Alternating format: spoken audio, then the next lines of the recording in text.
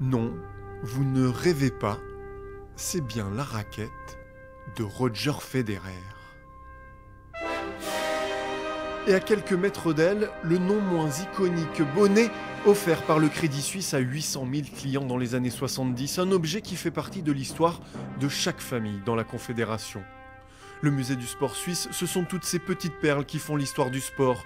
Des ballons de Coupe du Monde, le sifflet de l'arbitre suisse de la finale de 66 entre l'Allemagne et l'Angleterre, et un maillot jaune. C'était le maillot de Ferdi Kübler et il a gagné la Tour de France en 1950.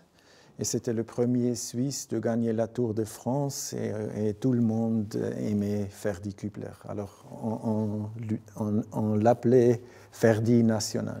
Des objets et des milliers de photos qui documentent l'évolution vers le sport-spectacle au XXe siècle. 1908, premier match officiel de l'équipe nationale d'Allemagne.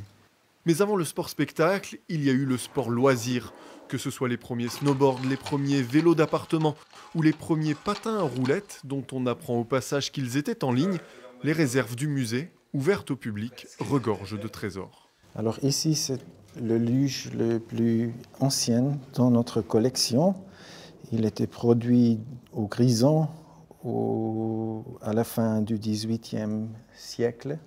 Et c'était une luge pour des enfants. On veut montrer que le sport est un aspect de la culture qui est important, mais aussi montrer que ce ne commençait pas seulement dans le XIXe siècle.